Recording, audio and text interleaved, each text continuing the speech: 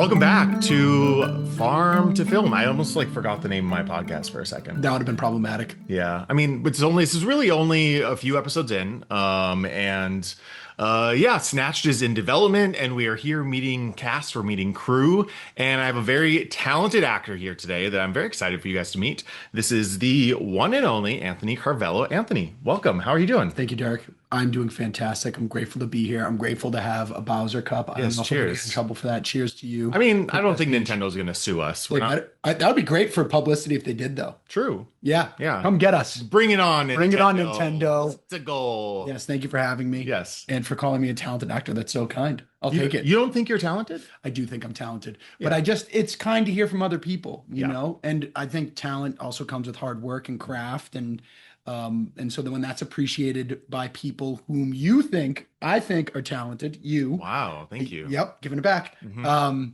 It means a lot. I appreciate it. Yeah, Well, thank you. of course. Well, it's been great having you on this journey. You're, I think, the only cast member outside of the stunt crew that I did not know before going into this. Really? Yeah, didn't everyone know else that. cast I had met before. Wow. So How did you feel about bringing somebody on who you didn't know, especially for the character that I came on as? yeah, I mean, I used to work in casting, so Right. there was something really exciting to me about, oh, I get to actually cast something that's my own project and getting to watch some tapes and meet some new talent. There's something exciting about that. You're always nervous because you're like, what if I can't find someone that can do the job? But you nailed it. I guess I did. Yeah, I was there. Yeah. So it happened. yeah. So, yeah, I mean, I watched all the other tapes, but you were one of the first tapes I watched, and I was like, I would just book this guy today. I don't think I need to watch any tapes. That So, is so kind. I appreciate that. And yeah, it was a great part to sink my teeth into. mhm. Obviously, I oftentimes will portray the antagonists, and so I have a bit of a shorthand with those types of characters, Yeah. finding my way in. And so yeah, when I read the sides and knew that obviously Steven Tyler O'Connor is a friend of mine as well who cast Snatch. Yeah. Shout out to Steven. Shout out to Steven. Steven and I went to college together. There you go. Yeah. Perfect. And Mhm. so he reached out to me on this one, and immediately kind of understanding the story and hearing about it, I was very enthralled and excited to tape. So Yeah. I'm glad that it resonated. Yeah. And speaking of Snatched, who are you in this film? Give us a little just introduction of who is Anthony Carvello and who is Benny? Yeah, Benny. Benny. What you can say, because obviously there's a lot we can't. There's a lot we can't say, but Benny is a friend of the main character, Jimmy. Hmm. Before what happens with Jimmy happens Yeah. with Jimmy. Jimmy's having a rough day. There's things going on here. Okay, Yeah. you're gonna find out. Tune into Snatched. So Benny is definitely a character who is not, let's just say, an ally of the LGBTQ community. Yeah. Let's say that. Yeah, he's got opinions. He has opinions about it, and so Yeah. I portray that character, and inevitably he rediscovers his friend Jimmy in a completely different state. Yeah. I mean, if you've seen any of the images, we haven't really posted. I mean, if you follow us on social media, you may have seen what's a little bit of what's going on. But yeah, Jimmy's in drag, Jimmy's in drag. and That's confusing for Benny. it is. Yeah, Benny is, for one reason or another, a very much a homophobic person. Well, Benny is from a different community, right? Right. I think, and I don't know. I give a lot of grace to people who grew up in where I grew up. Right. It's a small town, less than 1,000 people. You only know what you know, and you only know the people in your Right. community. And some people, develop a lot of hatred and fear of things that they don't like, maybe fear of something inside of them that they Correct. don't like, that they, project onto others. Correct. Or maybe some people are just hateful and violent. But yeah, Benny has a lot of conflict in that area. Right. And I think that, as you said, comes from a sense of fear. I think Mhm. fear is the baseline, some self-centered fear, whether that it's fear of not being enough, fear of change, fear of the unknown. Hmm. And for me, and even in my own personal life, fear often comes with anger. Anger is the bodyguard of fear in many ways in my own personal life. And so when I'm angry, in at anything or anyone, I try my best to get as present as possible and understand, okay, I'm frustrated or I'm angry. What is the underlying fear here? What is it I'm actually afraid of? What do I not like? What am I concerned about? And Yeah. if I can get clear on that, usually and let that go, usually the anger will go away. But I like to think I've been blessed with an opportunity to adjust and learn how to emotionally regulate. Not everybody gets that opportunity in No. life, Yeah. especially men, unfortunately. Yeah. Yeah, it happens. It's hard for men to regulate emotions. I Yep. think we're seeing that in the world right now. Yep.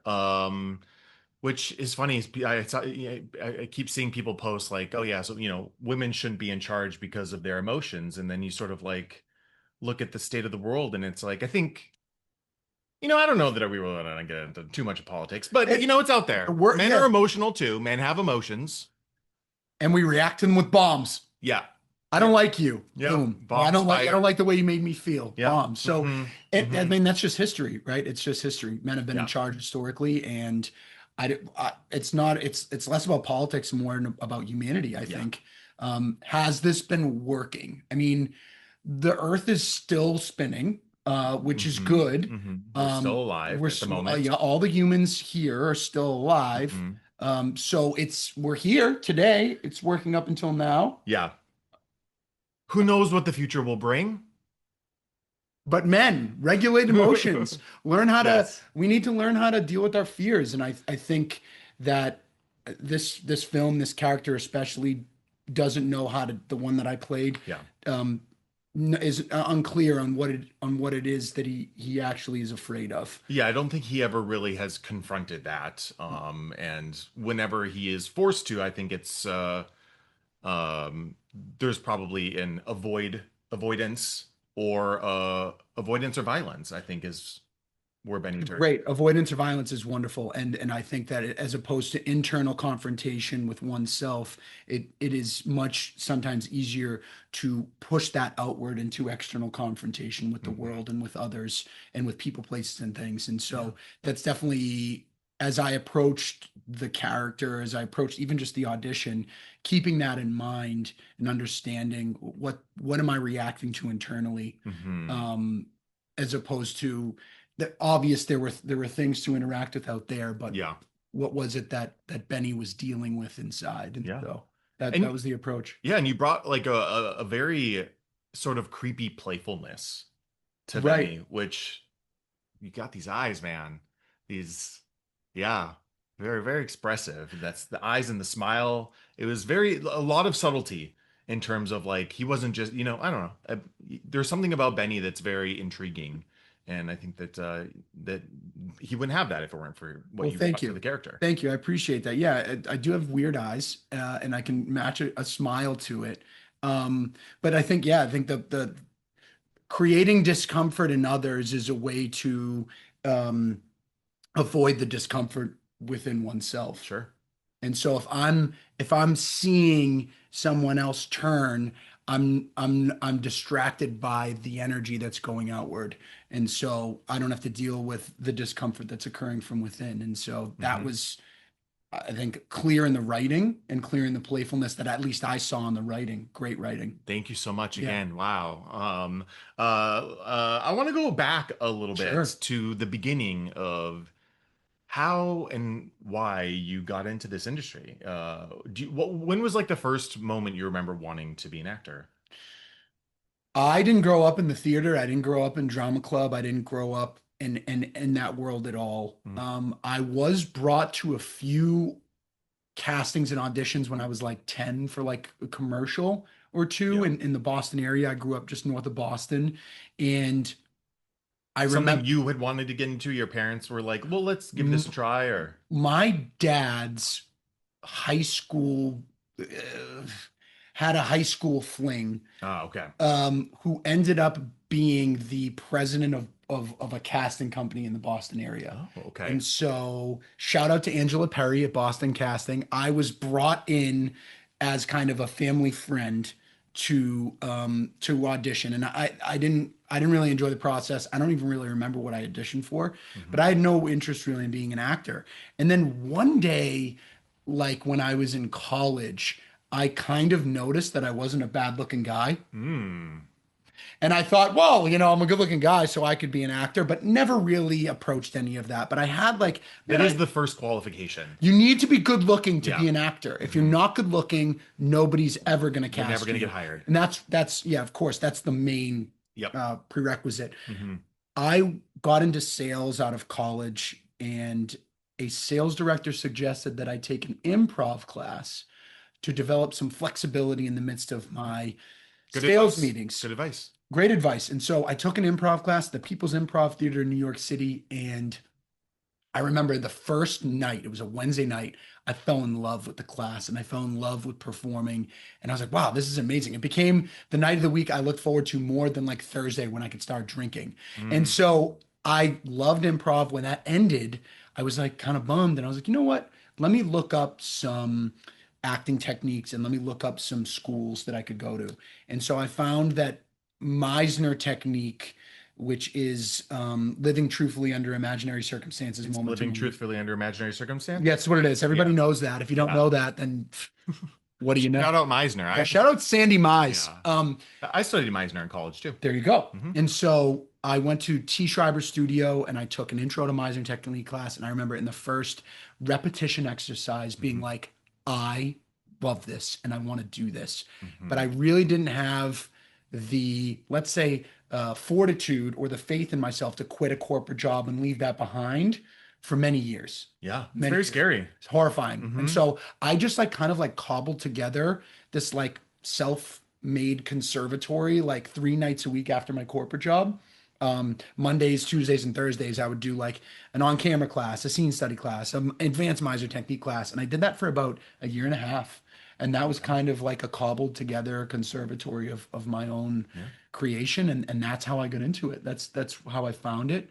And then inevitably life happened and I got fired from a job. And instead of interviewing for more corporate jobs, I just decided to let go and get some headshots and get a actors access profile and a backstage profile and did a bunch of indie shorts and a bunch of student film shorts, which I still love to do. Hmm. Independent film, independent shorts. I mean, that's why we're here. Yeah. It's like my passion, and I love it. And so that's how it happened. Yeah. That was almost 7 years ago. Congrats. Thank you. I'm so grateful. Yeah. I'm so very grateful. Um, That's the story. is there, I feel like there's like throughout everyone's sort of like journey through your career, it's like you have these milestones. I think people often will compare like you're never going to be satisfied if you just like if you have like, oh, I want to be a millionaire. Then once you become a millionaire, it's like, well, what's next, right? Right. Like as an actor, it's like, oh, I got an agent. But then what's next? Oh, I just booked my first indie student film, and then you just like, oh, I just booked something that pays. Like there's all these milestone moments. Do you remember like the first time where you felt like, oh, I'm excited, I'm doing this thing, I'm an actor? Was that the first job you booked? Was there, did it take a while for you to feel like, Where I felt like I belonged to the club of or artists. just the thing that you felt like, oh, now I can tell the world, like, look at what I'm doing? Oh, I was posting my headshots on Instagram pretty quickly. Yeah. I was I one thing that I mean, as most actors. Yeah, right, yeah, right, yeah. right, Self-promotion. right, self-promotion. But I think my biggest fear, because I don't have a BFA or I didn't come from this world, was like that I needed to prove to others that like I belonged or that this was like real. Yeah. And so very quickly I was trying to like signal to the world like no, like I'm for like this is what I'm doing. Yeah. And so uh I think I decided that I was very early on. I think Hmm. in the War of Art it talks about like nobody ever tells you like you're a professional now. Like you kind of have to decide Hmm. that you're a professional and that you are that.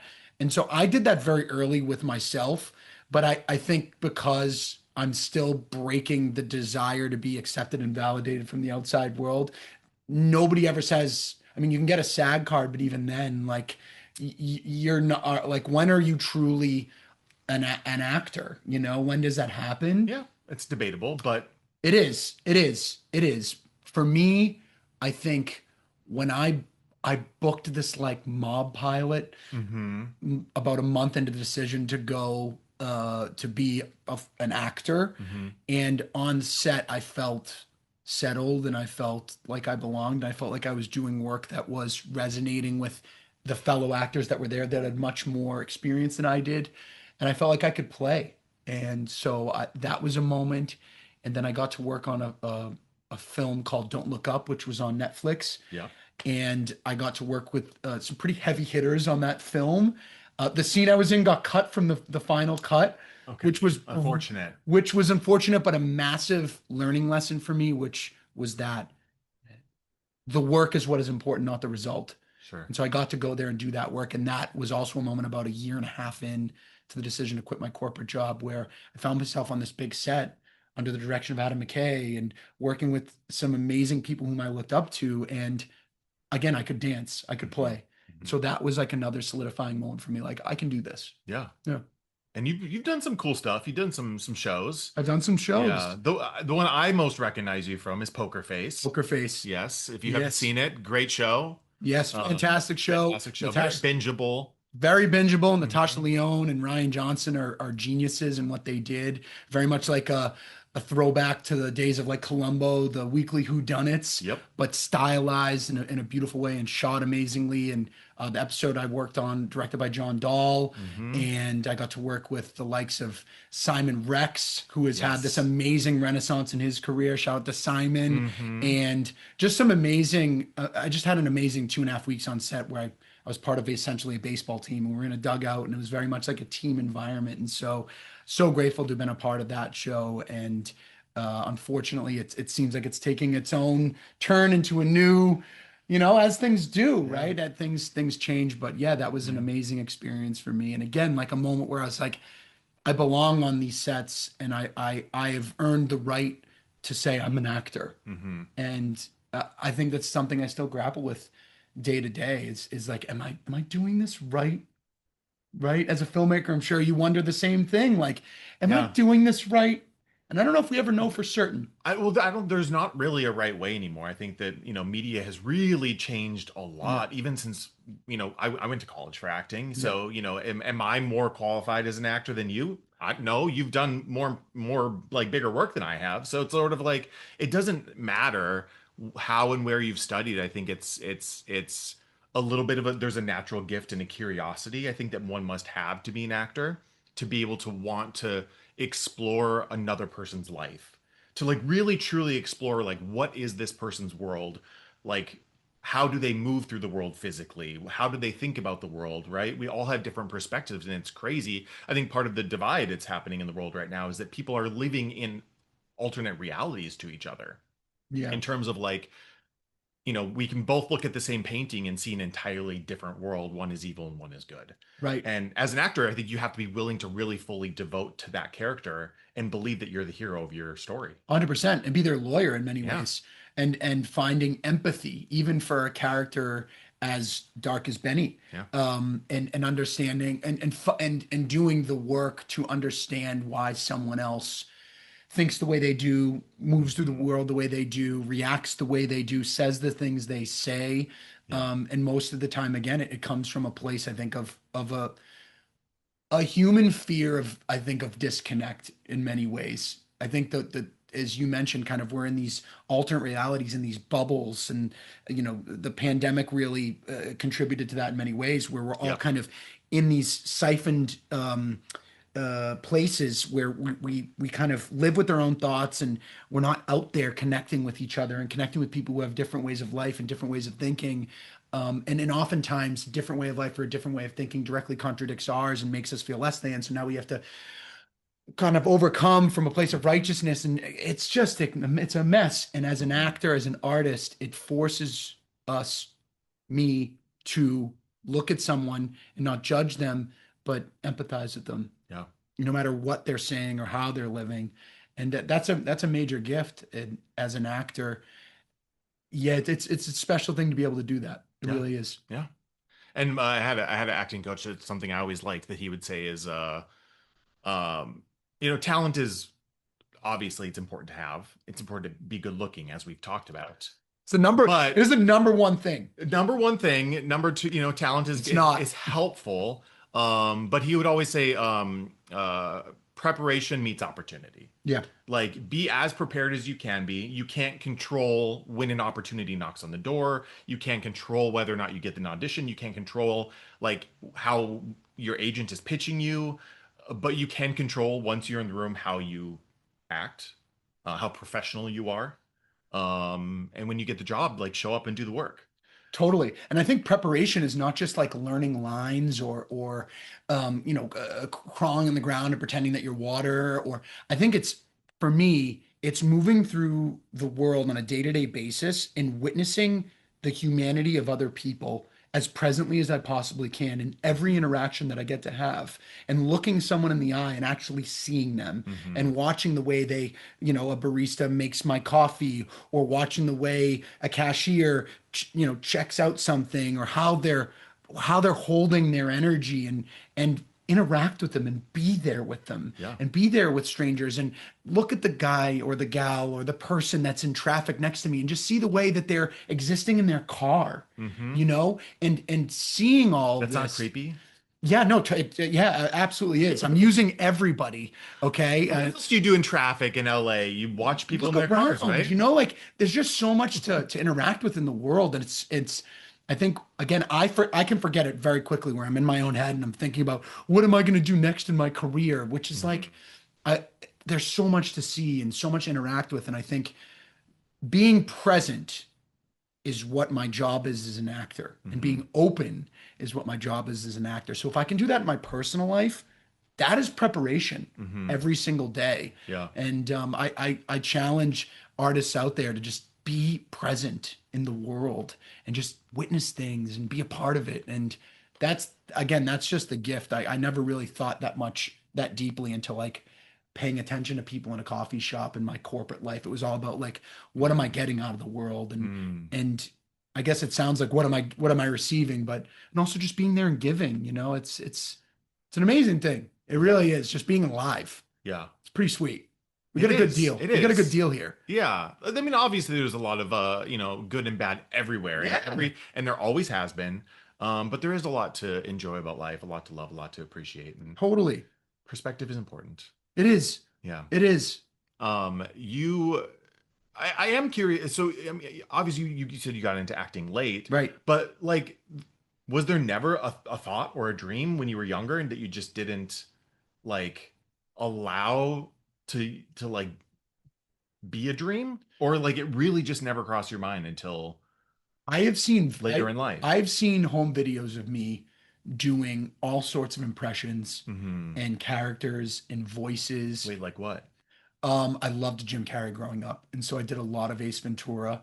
Hmm. I loved, of course, a young Irish Italian boy from the Northeast. I loved The Godfather, Okay. and so my dad would always do these like Marlon Brando impressions. So then I would do an impression of my dad doing Marlon Brando, and so and then I would always I loved wrestling growing up. Okay. So like I would always do The Rock, and I would always do Stone Cold Steve Austin, and I would always just like I was always doing characters and I was always playing.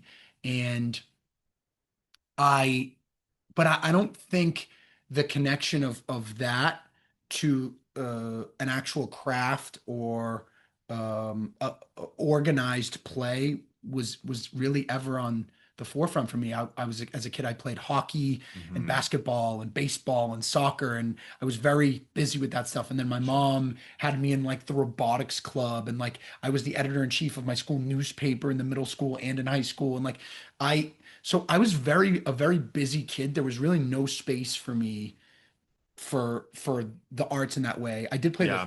Played the saxophone as a kid, I did too. alto saxophone. Alto Yep. saxophone. Shout out I to the did a alto. year I did a year playing Clarinet. oh no, it's the Barry sax. Okay. The big dog. The big dog. Yeah. Yeah, the school had it. So I was All like, right. I'll give this a try. Yeah. Yeah. So my mom instilled the importance of the arts in me Okay. very, very, very early. And my dad was a lover of film Hmm. and TV and comedy and the Three Stooges. Sure. And so like there was this weird influx of art happening in my life, but Hmm. I But it was a playfulness thing. It was never a yeah, no, it was never a reality to me. I don't um yeah, there was never there was never an instillment in me of like, Hmm. this is a path you could take Wow. Yeah. by my parents. Not that, but they were instilling so many other paths and options. My mom was never limiting. Yeah. That just wasn't something like that she pushed for me, and it wasn't something that I explored beyond play. Hmm.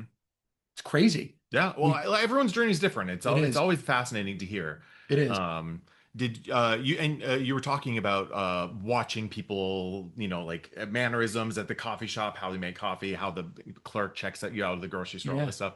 Have you been able to like utilize any of that in any roles you have? Have you had any like specific roles where you've had to like really transform or like become something very different than yourself? Like your character in Poker Face is very as He's a out. character, Yeah. he's very out there. Very, very out there.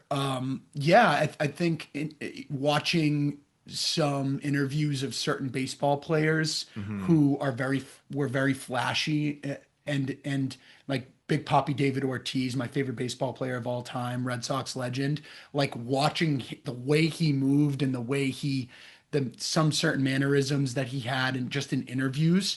Again, a big, large Dominican man and me, we're very far apart, Sure. but there's ways to take some of those things, and then I also recently did a Lifetime movie Mm, where I portrayed a serial killer, okay. and so watching Ted Bundy tapes and kind of watching the just the way that he moved through the world, weird, scary, strange, Yeah.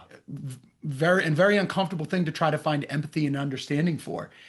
So yes, I like to steal, and I think the best art is stealing. I mean, if you read the book Scorsese on Scorsese, he will go through shot lists of his film and tell you where he stole the shots from. And it's a if he's doing it, one of the master auteurs of our time, Hmm. and at the end of the day, painters and we're all stealing from nature. We're all Yeah. stealing from each other. And Yeah. so I think it's an important thing to be inspired by humanity and nature, and so yeah, I try my best to incorporate physicality and certain mannerisms, Yeah. certain ways of speaking into different characters. And I don't, I don't, sometimes I don't plan it. It kind of like, the thought will come of, oh, that person could be like this, Sure. and try it, Yeah. do it wrong. I love doing it wrong in the preparation process. Yeah. My partner and Not I, on set when the people no, no, no, speak. no, no, no, no, no, no, not when Derek is paying me. No, no. But when there's an opportunity to prepare, my partner Shannon and I, we will be like, all right, let's do it wrong. Let's do it like totally wrong. Hmm. And then sometimes some of that, all right, now let's do it with nothing. And some of the wrongness seeps into a nothing approach. Yeah. And there's something there. There's always something to be learned somewhere from every little. When I help my roommate with self tapes, I always like to do a like a bad director Yeah. one where I give the worst direction for Yes. a very specific like okay on this take I just need you to be like the most excited you've ever been in your entire life. And it's really fun to like watch him just like, yes, yes, okay, okay, yeah, I love that. I love that. Like as an actor would do to a director that they just want to please. And then you do the scene and it's ridiculous and it's crazy, but being able to pick up a lot of crazy direction, then do it, you might find that like, oh, actually there is something in there. Maybe not to Totally. that exact degree, but that can help color what you actually have 100%. And, bring in. unless you touch that color, unless I touch that color, or do it wrong without fear, there's some stuff on kind of behind the curtain that maybe I haven't actually sifted through. Yeah. So there's no wrong way of doing any of this. I Hmm. think the only wrong way is to not explore, I was gonna say to not do. and to not Hmm. try. Hmm. And so it's again, what a blessing. What a blessing we get to do this. So 7 years. 7 years. Has that journey sort of been pretty gradual? Has it felt very up and down? Oh, Like have you been all in this whole time, or was there a point where you're like, oh, that was good, but time to hang up the hat? no, I've not had a moment to where I was like, I'm done. I've had definitely moments where I've wondered, like, am I any good at this? Yeah. Is this like, uh am I even approaching what would be considered like good acting, or Hmm. worthy craftsmanship, or like there's oftentimes where I'll find myself in an audition setting, whether it's self-tape or in a room or in a class or something where I'm like, do I know how to do this even? Like I have no like I don't even know if I feel like I know what I'm doing. I feel totally lost. And I find it's in those moments if I just push through that where just new discoveries are made and I Hmm. find a new frontier.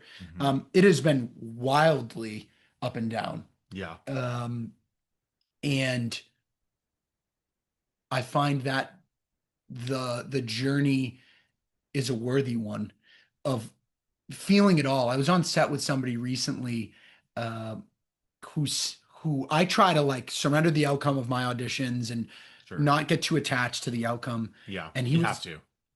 right. Hmm. But someone I was on set with said to me recently, he was like, no, I want it so bad and be elated when I get it and then be heartbroken when I don't. I want to Oh, feel it all. I want to feel the whole gamut. And I was like, that's crazy. And that's interesting. bold. Bold, Yeah. like my mental health can be up and down, and I Yeah. try not to attach my worth to the outcomes of this Yeah. stuff. When I do that, it is very high and low. Hmm. So I try to give it away for free, Hmm. right? For fun and for free. I try to do this stuff and offer auditions and my artwork as just a gift Yeah. to the casting directors, to the producers, to the world at large, even performances. Like I just give it away and it's not mine. It's just something that happened that I Hmm. got to be a part of. Hmm. I try to be mindful about that. Am I perfect at it? No. So when I'm in attachment to result of it going well, what I Yeah. perceive to be it going well, that's Hmm. usually when it's been up and down for me. And like I said, my first major role got cut from a film. Um, but the cool thing about that is that low, I was able to create a short film and produce and lead a short film called Featurette. Shout out to Joe Aliberti and Amanda McCants, who was an amazing co-lead in that. Okay. Um, Is it Plugging. viewable? It's viewable. It's Great. on YouTube. Featurette, written and directed by Joe Aliberti, Are you starring an evil character in this too, or I'm a lost character for certain. lost It character? is based on my experience of going to the theater to see Don't Look Up, only to find out that my character had been cut from the film. The whole Got it. Okay. storyline I was a part of was cut from the film. Okay. So it's inspired by that. But that goes to show like taking a brutal experience that was painful and making something out of it, making art out of it is that's kind of the ups and downs of it. And Yeah. so yeah, it's been a journey. It'll continue to be one. I Hmm. know, but the beauty is always being able to meet amazing artists like Hmm. yourself, collaborate with amazing artists, Thank you again. and that's the beauty. It's always about being on set. It's always Sure. about that continues to be like even in the down times where it's like I'm sure many actors can empathize with this. Just like you're like doing like living room or bedroom acting, Hmm. and it's tape after tape after tape, and you're sending them out, and Hmm. there's no feedback, and No. it's just like, is anybody even seeing this? Yeah. I have got to believe that people are. I choose to believe. I choose to assume that people are seeing this and be like, "That's amazing." Wrong for this, but we love that guy. Hmm. And again, it's not about what I receive, it's what I give. As Yeah. long as I remember that and I stay with that, the journey continues to be one of a gradual incline, Yeah. but some valleys, Of into course. peaks, Of into course. plateaus. Well, and I think that's a good life lesson in general is to like not allow your self-worth, your joy to rely on something that's out of your control. Hmm. It's totally out of my control. Even acting itself, I find if I'm doing it right, is something that's happening. It's very ethereal, but is happening in partnership with some creative muse out there. Hmm. And oftentimes, the choices I make, if I'm really dialed in and present, have nothing to do with me. Hmm. Something is occurring, and so I touch that sometimes, and then other times I'm like driving it, and I'm like, I'm going to do it this way, and usually that's my worst acting. And so, even even that is not something I can take credit for, and therefore I shouldn't even attach my worth to like, oh, well, crush that, bro. Hmm. No, it happened, and I'm Totally. I'm grateful to have been open enough for it to happen. Yeah. And so, humility in the struggle and humility in the success is hopefully the balance is found one day at a time. Exactly. Yeah, Yeah. yeah, You mentioned inspiration a little while yeah. ago. Is there either like an actor, a filmmaker, a person in your life, a project, anything that sort of like has stuck out to you as like an inspiration for why you do what you do or what you do? Um, I think first and foremost, uh, Shannon, my partner, Mm. inspires me a lot. She is. Shout out Shannon. Shout out to Shannon Hisela. Yeah, you want to plug it We're gonna now? plug MIA on Peacock, May 7th. She Yeah. is the lead, coming from the creator of Ozark, Bill Dubuque, showrunner Karen This Campbell. podcast may not be out before May 7th. That's So fine. TBD, Tune I in. don't know when this is exactly going to It release, but doesn't matter. if you haven't seen it yet, go watch it. MIA, Peacock, Shannon is the lead. There's Yeah. so many amazing artists and actors involved in the show, and but Shannon has inspired me. We started seeing each other about 5 years ago, which was about 2 years into my acting journey, Hmm. and just being able to share this journey with her and experience with her creatively has been amazing. And she inspires me to push and be the best version of myself, and I get to watch her push and be the best version of herself, and that has been wildly inspiring. And I'm so blessed to have a partner um, who supports me and pushes me the way she does, and to give that back as well. And then in terms of like childhood Hmm. inspirations out there, again, Jim Carrey was like Sure. a massive impact I on miss me. that guy. Yeah, me too. Yeah. Me too. I mean, hit the heights, such Hmm. wild heights, and I have no idea what his life is like. I have no idea what his journey has been. Yeah. Like, we only get to see his work, and then, snippets of him in the public world, which tend to be Uh-huh. kind of strange. Yeah. But I don't know him, and so, man, if I ever get the opportunity to say hello, it'd be a huge, just like a huge moment. Yeah. But like, I don't know him, and so I can't judge, just as much as I can't judge my character Benny or any of these people whom you created and Snatched. I can't judge him. I don't know what his day to day is like. You can, but yeah, it's not helpful. No, No. I don't. I try not to. Oftentimes I'm like, wow, that was nuts. Yeah. What is he talking about? Hmm. But I don't. I've never been there, and so, but he was a major impact on me. Yeah. Um, I growing up, I always loved Julia Roberts. Oh, yeah, great. Like, Erin Classic. Brockovich is one Yeah. of my favorite films of all time, Hmm. and her performance in that is an Oscar-winning performance. And then the Good Will Hunting, and Hmm. Matt Damon and Ben Affleck in that film, being a kid from Boston, Yeah. watching them do that work and write and kind of forge their path through that film. Amazing. And obviously Robin Williams in that film, but also Hmm. Robin Williams in his own. And then Hmm. Denzel Washington Okay. always was a major hero of mine as an actor. And so those were kind of and of course, like the standard, like it's not standard, but the Italian greats of an Al Pacino and a Robert De Niro. As a young Italian kid, Hmm. seeing myself in their performances was always inspiring to me. Okay. Yeah. You play a lot of those types of characters, like the sort of like Italian, like, It's something that I know how to do. I haven't yeah. played as much of that. I think that the Italian thing is kind of played out at the moment. Okay. I think we've seen a lot of those stories, and so telling that story in a new way is something that I hope continues to happen. I don't think those people still exist, Hmm. but I think that there was such a major, like, massive, from the 70s to the It's early been to done mid so much. We 90s. want to see like the Pokerface version where it's like Yeah. other people who are like maybe not like the fish out of water Right, or right. And I also think, like, not all Italians are in the mob, and not Mhm. all They're Italians, not. they're not, Whoa. they're not. Wow. Newsflash, You learn something breaking new every news, day. and so, like, what are those stories like? And Yeah. so I think that there are still there's a lot of Italians in the Boston area, New York area, Philadelphia. What is like the standard day to day in those lives? I would like to see those stories still told. Yeah. And I think that, again, in terms of empathy, like, I don't think a lot of people can empathize with, like, a mobster that's Mhm. extorting and, like, killing, but, like, everybody has crazy family. Not everybody. Some of your families are totally normal.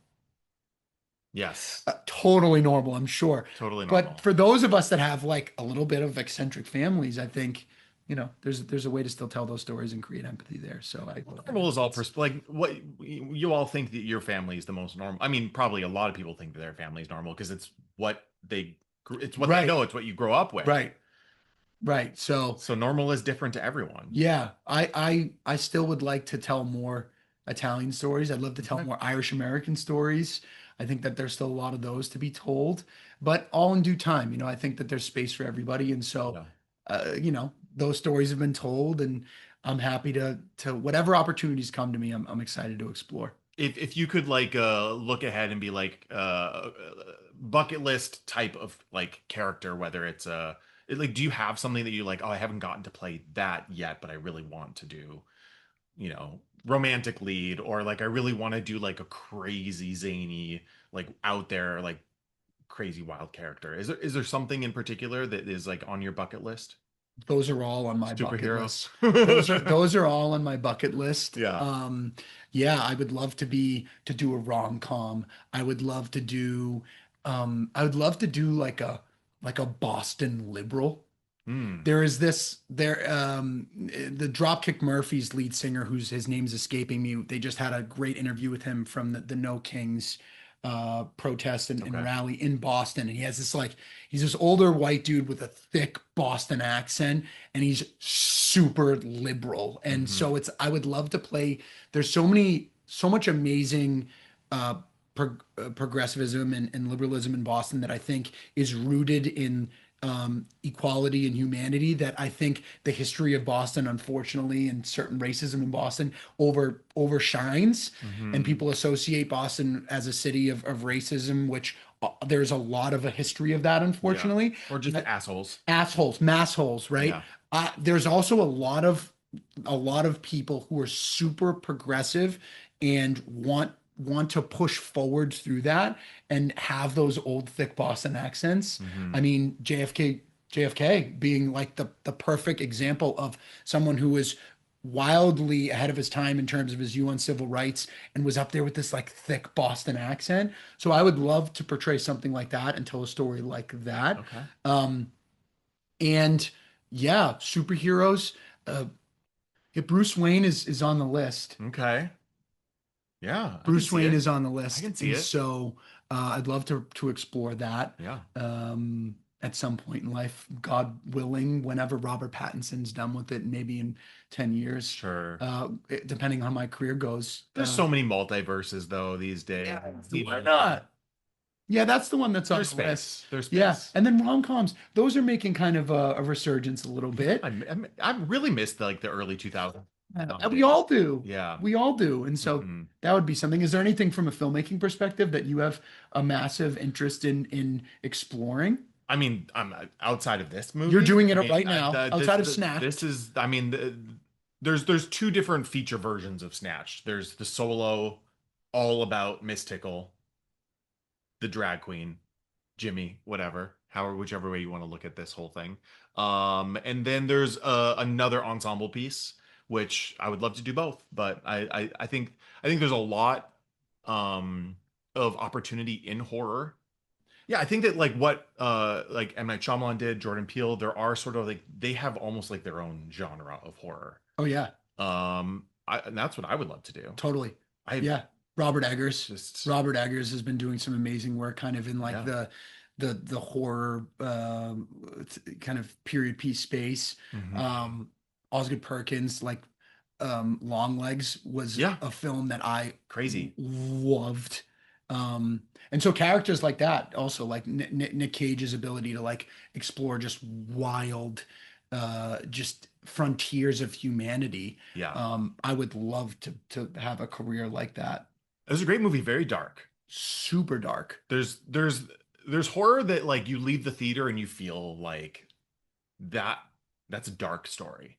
It sits heavy. Longlegs is definitely one of those like very heavy dark films. That's not necessarily the stuff I want to make. I No. like the stuff where you leave and you feel like a little more optimistic Mm. about like like that's part of I think why I love horror comedy. I think it's a Yep. little more accessible to more people, and I think that life is already so dark Yeah. that I want people who watch stuff that I make to leave feeling some sort of sense of hope or optimism, Yeah, I think that's a despite like the darkness that you go through. totally, totally. I agree with that. I think that's a it's a great aim Hmm. to deliver messaging or thematically try to instill optimism and hope and connection in an audience. I think there's enough out there that creates a divide between us out there in the world. Yeah. So anything that could bring us together. I was in the movie theater last night to see the drama Oh, with okay. Yeah. Zendaya and Robert Pattinson, Speaking and of our guy Rob. there he is. And the place was packed to the gills, and it was so much fun to be in the Hmm. theater. And not to any spoilers, that Yeah, I film, haven't seen it yet. Don't spoil it. the fine. It ends No, but I hear that it there's ends on it ends on a good note. okay, I That like that. spoiled it. I mean, It doesn't really spoil anything, but I left like, oh, yeah, I yeah, felt like, yeah, okay. It was what a film, what a yeah. uncomfortable experience. But to go through that and then find a sense of like, this is what counts right here. Yeah. Us together as human Hmm. beings talking and connecting and being together, and hopeful that it's gonna work out somehow. Hmm. I love that. Yeah. That's the kind of work I want to do, even when I'm portraying characters that are dark, and it's trying to bring the humanity out in them and Hmm. reach out to the audience, and maybe they see them parts of themselves in this character, where they could maybe grow a little bit Yeah. as well. Yeah. That's always the goal, not to just play like put a mask on and be like this like dark negative guy and that's horrifying, but try to find some sense of humanity and deliver that truth is Hmm. it's the goal always. Yeah. No matter how old you are, there's always something to learn from this life, something to learn Yeah, from people in our lives, our friends, our family, random strangers you encounter can change your life. totally. And film and characters that aren't even real can Yeah, have an impact on people. So totally. I was on a set recently where someone was being a bit self-deprecating, and they were like, we're not doing brain surgery here. We're not saving lives. unless you're on And the pit, right, unless you're on the pit, you are doing brain surgery. actual brain surgery. Yes, absolutely. Um, but art can change lives, and it can change the trajectory. And how many films Yeah. have we seen, or shows, or songs have we heard that have touched us, that have reminded us of someone we love, or someone we care about, or someone we've lost, or ways that we're being that maybe like, ooh, like maybe I don't want to do that, And so I Mhm. I think the work we do is crucial. Yeah. It's crucial. Yeah, it very much can be. I It can believe feel so. very frivolous Of sometimes. course, And in many ways, a lot of art is kind of it frivolous. is. But the opportunity is endless. Totally, Yeah. totally it is. Anthony, speaking of art and changing lives, what was your experience with drag before this film? Your awareness, your is this some is drag something that you've followed for a while? Is it a new adventure for you to get into? Yeah. So, in terms of drag, I wouldn't say that I am in the community and Hmm. am up to speed on what's occurring at Hmm. all. Hmm. However, some of my earliest memories of life is my mom taking me to Provincetown, Cape Cod, Massachusetts, and interacting with drag queens like as a little kid, and like meeting them and saying hello, Hmm. and them being just fabulous and fun and kind and Hmm. welcoming. And you're And how old? I'm like 5, Oh, okay. Wow. like I'm a Wow. little kid. Mhm. And so Provincetown has always been like the excitement I would feel when my mom would say, we're gonna drive up the Cape, which is Hmm. from where my grandmother's place was, like a 45-50 minute drive all the way up to the tip of Cape Cod and Hmm. go to Provincetown. I couldn't wait to be in Provincetown. Just because the energy there was love and positivity and creativity and art and excitement and freedom. And as a kid, I just thought that there were some people who dressed up as women, Hmm. and that there were some men who loved men and some women who loved women, and that was just the way the world was, and like that it was just acceptable, and it was not a big deal. It was Yeah. fun. Yeah. I didn't realize that there was such um nuance and Yeah. some hate and some Mm-hmm. vitriol and some like, oh goodness, I didn't Mm-hmm. learn that till later in life. So my experience in the drag community goes back for as long as I can remember. And then getting older and going to drag brunches Mm-hmm. and then even recently going to Ireland, for example, and being up in Northern Ireland in Belfast Yeah. and going to drag shows with my sister Madison and Shannon and um, it is definitely something that as a cis white straight male, I didn't always I always felt this began to feel this discomfort with Mm-hmm. and this like if I had an interest or an excitement about it in my teen years or my early 20s, like that was like the wrong thing. Right. Mm-hmm. Um, and then as I have become more of an artist and as I've given up less of a fuck of can I swear on this? Yeah, why not? I've given up less of a care, you can edit that out, No, it's okay. about what friends who maybe don't rock with that think of me. Yeah. um I've embraced it more and it's Mm-hmm. wonderful and I love it. And the more that I get to interact with queens, which on this set I got to and was Mm-hmm. like just so wonderful, um, the more that I learn, the more I learn, the more I'm open to learning. And so Mm-hmm. that's my then experience with drag. Yeah, it is something where, like, I remember I didn't watch Drag Race for the longest time because I thought, I mean, I grew up in a very conservative place, and so it's like, okay, well, if everyone, you like sort of like leave home and you go and you're like, I'm gonna go be an actor, I'm gonna be a filmmaker, I'm gonna follow my dreams, and I'm gonna make my hometown proud, right? There's like that hometown pride, and so Yeah. you think, oh gosh, if I support this or if I believe this is good, what is everyone back home gonna think about me? And it's hard to for me it took a long time to sort of get through that and just stop caring. And it took also like meeting queens and going to drag shows and being like, oh my gosh, these are just incredibly talented people Amazing. with such like a vast amount of love to give and such different views of the world and have been through such unique experiences. I was fascinated, and so it's like meeting those people going, why would I care what people who I haven't seen in 20 years think about me supporting an art that I believe is doing good in the world, and believing that that is more important than other people's perception of me, I guess. Right. Yeah, it's I've learned over recent years how unmanageable it is to manage other people's opinion of me. Oh, yeah. And and in reality, other people's opinion of me are none of my business. And it's something I forget on a daily basis that I need to re-remind myself. Mhm. And also the contribution of drag in my experience in my life has only been one of positivity and Mhm. comedy and entertainment Mhm. and love and connection. And that's the it's only been positive. And I it's rare to find where drag has contributed like a negative awful thing net Mhm. negative to Mhm. society. It is only love and connection and laughter and entertainment and Mhm. beauty, Mhm. uh in my And estimation. reading to children. Right, like reading to children, and it's and so Yeah.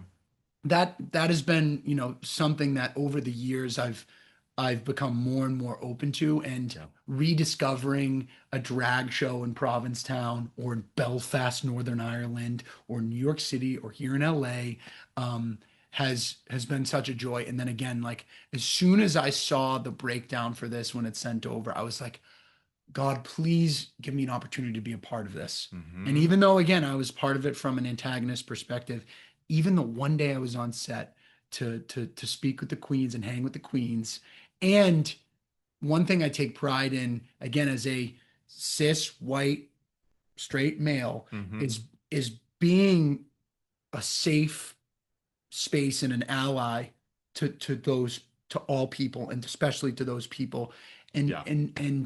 demonstrating that we're all not like Benny. Right.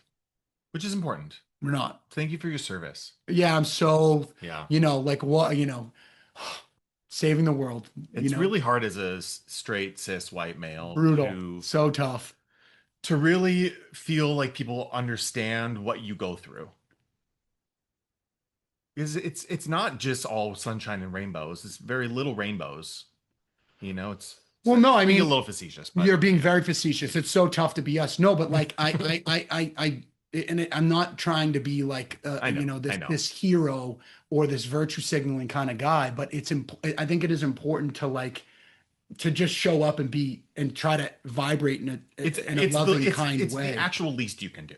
It's the literal being a kind person is the Yeah. actual literal least I can do. Hmm. It's not that hard. Yeah. It's not that hard, but a lot of people don't do it. Yeah. A lot of people don't do it. And I Hmm. mean, your film demonstrates that. They in fact Yeah. do the opposite. Yeah. And so again, the least I can do is be kind and positive and welcoming and Yeah. excited to meet everybody. Yeah. And so it is important to me to be that way.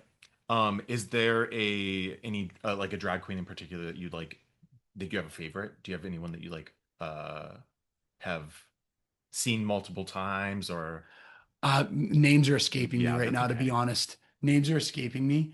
Um, but now Tim is my favorite drag queen. KBBQ. KBBQ is now my favorite. She just She had a show last week. We should have We gone. should go. Well, let's go to the next show. I'll try to Take on it. deal. Deal. Okay. Done. KBBQ, we're coming for you. KBBQ. It's on Everyone's Peacock app. invited. Follow Everyone's in. at Snatched Film on Instagram. We'll post about it. Yes. You guys can join us. Done. I'll be there. All right. And also talking to Tim Yeah. on set Hmm. and learning about their story and their journey. You talked about kind of some Queen's journey. Absolutely amazing, Hmm. and to hear about where they came from and where they are.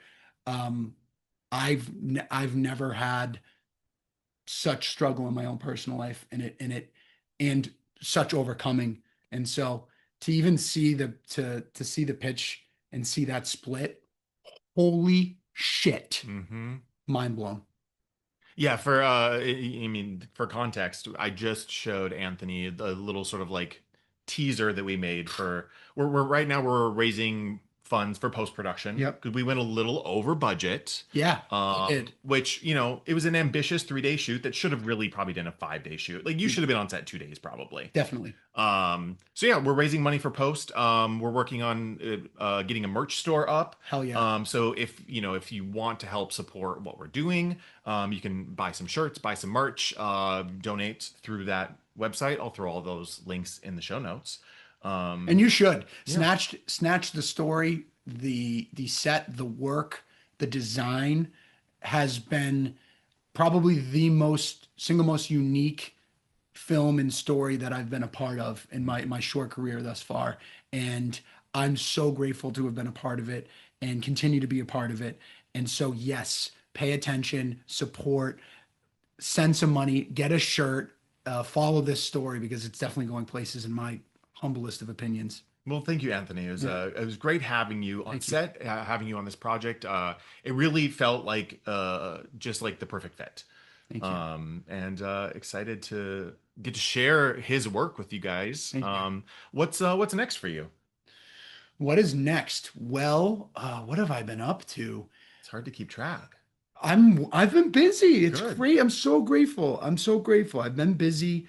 What's next for I'm sure me? some things are hard to talk about as well, like if they're new or any NDAs. Yeah, Maybe I not any of that right no, now. not any of that right now. Nothing like too wildly limiting. Yeah. A few feature films that Mhm. I've shot some parts in.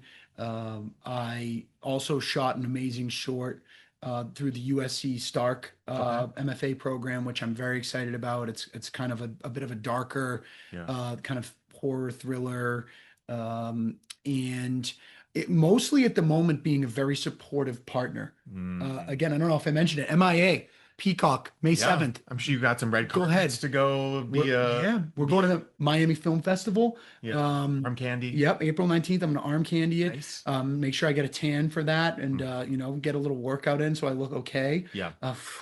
Because again, once again, it's all that matters is how you look. It is. It's really important.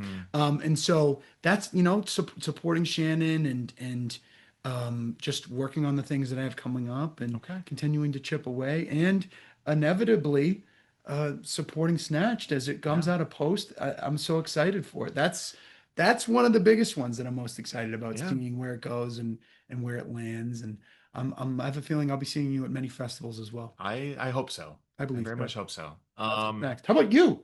What's next for you? Finishing this thing? Finishing this, yeah, Yeah. post-production, working on the feature still. Yep. So yeah, writing, post-production, podcast work. Yep. Summer's coming up. I like to spend a lot of time in Minnesota as much as I can over the For the summer. summer. And so I like doing some writing at the lake. I'm gonna Yes. get some of that in. But I mean, outside of that, no, nothing too crazy. Yeah. Where can people follow you Yeah, if you they can. want to keep in touch? Sure. You can follow me on Instagram at Anthony underscore Carvello, Okay. at Anthony underscore CARV as in Victory ELLO. Gonna be right here on the screen. Yeah, right Yeah. there. Hmm. Easy peasy. There. Yeah. For So anyone watching the video. watching the video, Yeah. yeah, give me a follow there, and uh, yeah, that's mostly where I'll post things about projects I've worked on and Hmm. support other artists on there. I think that's Sure. important to show love and for friends that are working the space. I mean, as you know, it's hard. It's Yep. so hard, and so anytime I can show some love to other people that are working on things Hmm. that are exciting, I show love there, and so that's something I take actually from I steal from Natasha Leone. Mm. Natasha, watching her work on Instagram, she posts everybody's everything, and Hmm. I think that's so great for us to just show love as a community of artists, Yeah. whether it's music or art, or painting or sculpting or film, of Hmm. course.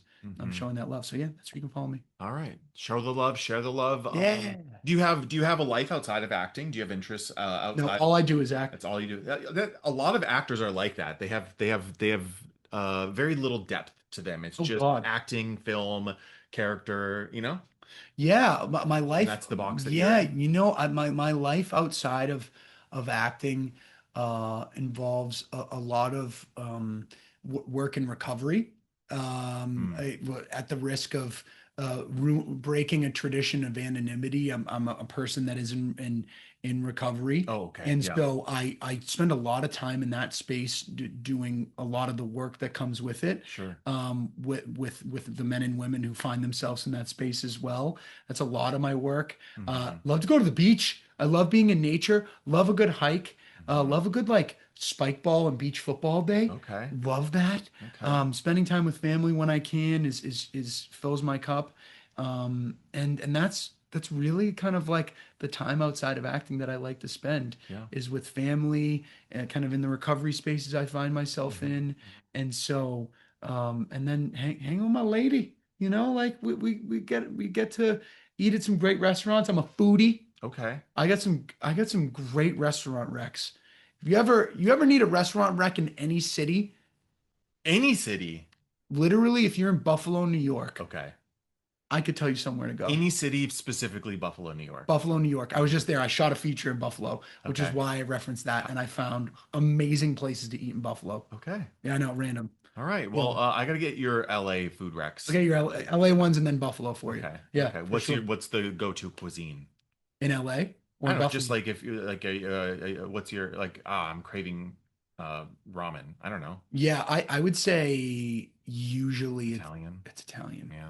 Italians. Never would have guessed. Yeah, Italian food's really good. Like Okay. the best in I just love pasta. Okay. Um, but Lasagna is my go-to. lasagna's your It's always like go-to. when I'm at an Italian restaurant, it's like, how do I not get the lasagna? I just love it. Yeah, love it. And then probably a close second for me is Cuban food. Mm. I love Cuban food. Living outside of New York City, I live in Hoboken, New Jersey, which has some amazing Cuban food in Hoboken. And then living in Miami for a little bit last year, Calle Ocho, there was so many awesome spots in Little Havana to go eat. So Italian and Cuban food are like my two. And then of course, like Japanese Yeah. is so good. And Yeah. so like those are probably like the top three for me. I've really only eaten Cuban food in Miami. I haven't had a lot of Cuban food outside of there. Yeah. I If love you, a Cuban coffee. oh my God, the best, Hmm. the best. So yeah, those are like my go-tos. All right. I would say that. So yeah, I'm a foodie. I like Okay. nature, beach, hanging with the lady. Cool stuff. Like Yeah. nothing crazy, you know. Yeah. I would love to like pick up more hobbies. Yeah. It's funny, like people ask me, so what do you do? And I always am like blackout, and I'm like, I don't know if I do anything. You don't have any interesting special skills. You're not like you haven't taken like trampoline lessons No, or like acrobatics or I can ride a horse. pottery. I can ride a horse. Oh, okay. I can ride a horse. So, you know, some of There you go. these Western shows, I can do that. Mm-hmm. Um, yeah, and then I have this like thick Boston accent, which I didn't use at all in this, but like park the car in Harvard Yard, and like that's like my Mm-hmm. real accent, and Yeah. I tend to like hide it. I don't know why.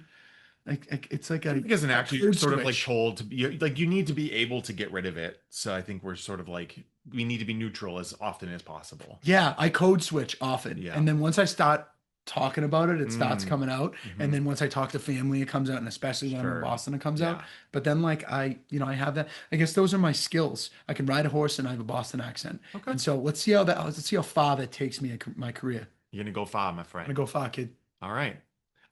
Any last words? Any final thoughts? Thank you. And Thank you. I have so much love for you and reverence and respect and gratitude for the fact that we connected and Yeah. met and got to create together. Yeah. And I'm excited for you, and I'm so excited for Snatched and for all that's to come. And so that's man, that's why I'm here. I'm just grateful that we have connected and got Hmm. to kind of dance a little bit on set. And you're such a Yeah. Not phenomenal. enough. Not enough, but I have a feeling it won't be the last. Yeah, I have hopes as I well. have hopes as well, and Yeah. I'm excited for you, and on behalf of the whole cast and crew that got to be a part of the short.